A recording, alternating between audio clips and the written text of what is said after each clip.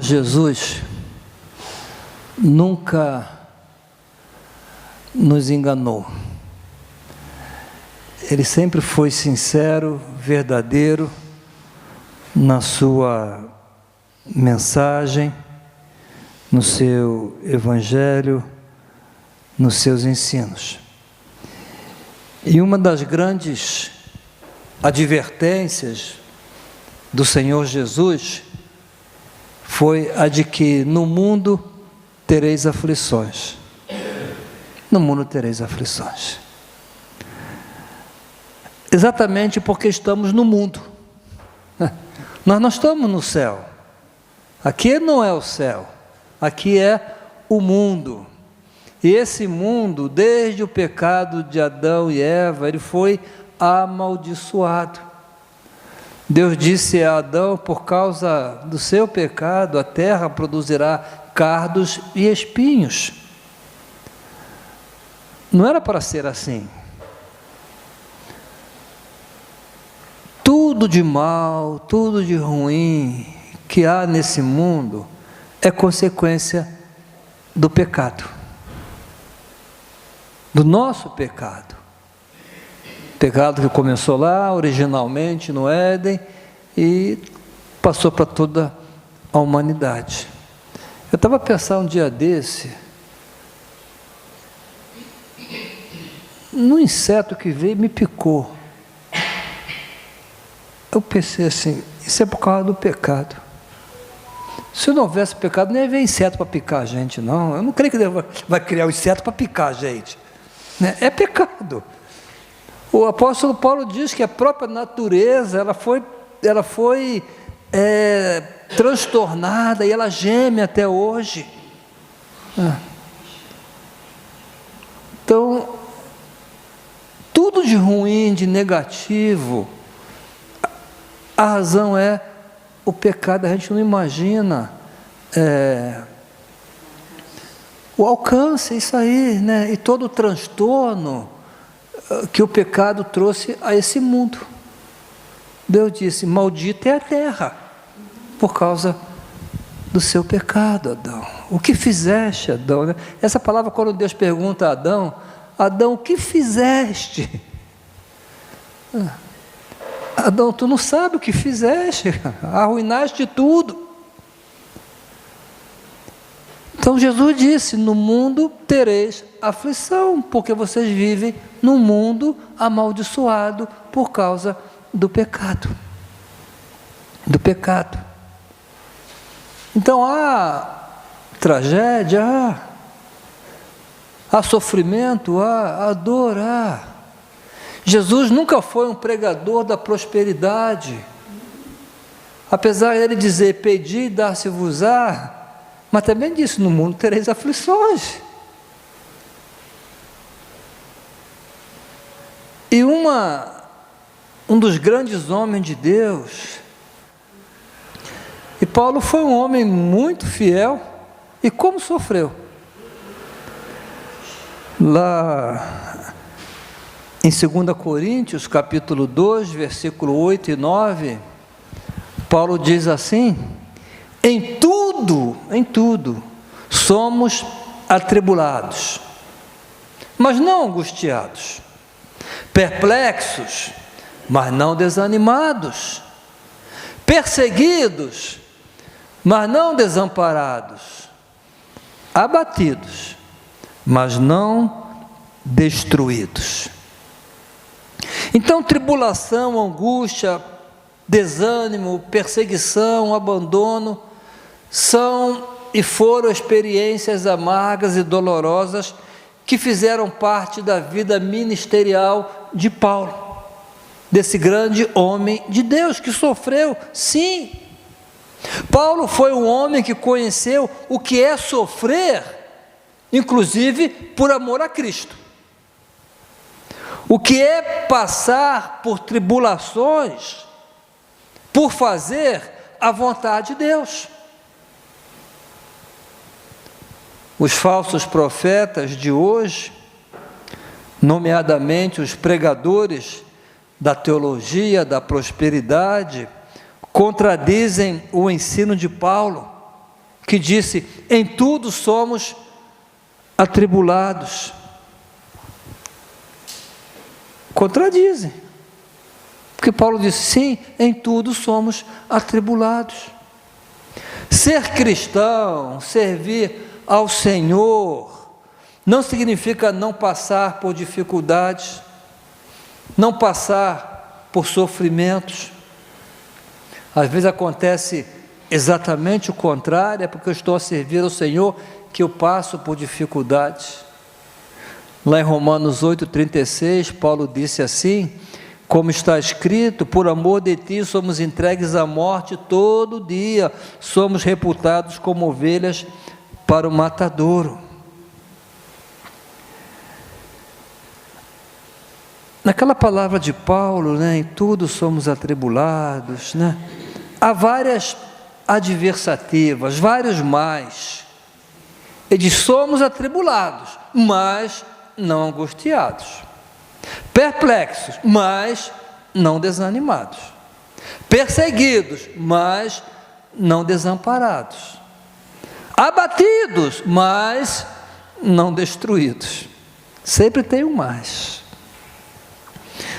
Aos romanos, ao falar dos sofrimentos que os crentes estão sujeitos a passar, como ovelhas entregues à morte, Paulo também nos consola com uma adversidade ou adversativa, a dizer: mas em todas estas coisas somos mais que vencedores por meio daquele que nos amou. Em todas estas coisas, que todas essas coisas? Ele havia falado antes: tribulação, fome, nudez, angústia, tudo. Quando Paulo precisou defender seu apostolado, lá na igreja de Corinto, porque os coríntios não aceitavam Paulo, como apóstolo, porque ele não havia feito parte do colégio apostólico ali dos 12, como Pedro, como João. E Paulo descreveu, na sua defesa, ele descreveu os diversos sofrimentos pelos quais havia passado. Lá em 2 Coríntios capítulo 11, versículo 22 ao 27, Paulo fala, primeiro dos outros apóstolos: são hebreus? Também eu. São israelitas? Também eu. São descendência de Abraão? Também eu. São ministros de Cristo? Falo como fora de mim. Eu ainda mais. Mais que Pedro, mais que João, imagina, né? Aí diz: falo como fora de mim, já que estão obrigados a me falar isso. Em trabalhos, muito mais. Em açoites, mais do que eles. Em prisões, muito mais. Em perigo de morte, muitas vezes. Recebi dos judeus 5 quarentenas de açoites, menos 1. Quer dizer, 39 açoites. 3 vezes fui açoitado com vara, 1 vez fui apedrejado, 3 vezes sofri naufrágio, 1 noite e 1 dia passei no abismo, em viagens muitas vezes, em perigos de rios, em perigo de salteadores, em perigos dos da minha nação, em perigo dos gentios, em perigos na cidade, em perigos no deserto, em perigos no mar, em perigos entre os falsos irmãos. Acho que esse é o pior. Em trabalhos e fadiga, em vigílias, muitas vezes em fome, em sede, em jejum, muitas vezes em frio e nudez. Mas ele disse: em tudo somos angustiados, mas não desanimados. Eu continuo firme. E qual era o segredo? O que lhe fazia, ou o que lhe dava força? Filipenses 4,13. Posso todas as coisas em Cristo que me fortalece. Então Paulo, ele revela que tinha um relacionamento com Cristo, e era esse relacionamento que lhe dava forças. A força não estava nele, nos seus recursos, na sua capacidade, no seu vigor, não, naquele que me fortalece. Eu tenho comunhão com Ele. Eu posso sofrer todas as coisas na força que recebo como resultado da minha comunhão com Cristo, diz Paulo. Força para enfrentar todas as coisas que resultava de um correto relacionamento com Cristo. Jesus falou sobre isso lá em João capítulo 15, versículo 5, quando ele disse assim: eu sou a videira, vós as varas. Quem está em mim e eu nele, esse dá muito fruto, porque sem mim nada podeis fazer. Irmãos, sem mim nada podeis fazer. Então o contrário também é verdade. Com Ele podemos tudo. Com Ele tudo podemos fazer. Podemos dizer como Paulo: posso todas as coisas naquele que me fortalece. Então, irmãos, nesses momentos de tribulação, de angústia, de perplexidade, de perseguição, de abandono, seja lá o que for, de tragédia, de dramas, se estamos unidos a Cristo, num correto relacionamento com o Senhor, podemos fixar os olhos na graça e no poder de Deus. Vamos encontrar consolo, sustento, ânimo e força. E ainda que nos sintamos sós, abandonados, como até aconteceu com Jesus um dia, ele disse: todos me abandonarão, mas não estarei só, porque o Pai estará comigo. Então, ainda que nos sintamos sós, podemos confiar que Ele nunca nos abandona. Não te deixarei, jamais te desampararei. Irmãos, na terça-feira, antes de ontem, 6 da manhã, eu estava a terminar meu devocional. Eu tinha inclusive ouvido esses hinos que nós cantamos hoje, depois mandei para a Maria Elisa, eu ouvi esses hinos, quero cantar quinta-feira. Em Jesus amigo temos, achei um grande amigo, mais perto quero estar, meu Deus de ti, vamos cantar ainda. Aí tocou meu telemóvel, 6 da manhã, eu achei estranho, falei, do Brasil são 2 horas, aqui 6 da manhã, o Marcelino deve estar a dormir ainda, né? Então, quem poderá me ligar essa hora, né? Aí eu fiquei meio desconfiado, achei que era até um engano, né? Aí fui ver, estava lá, a irmã Silvânia.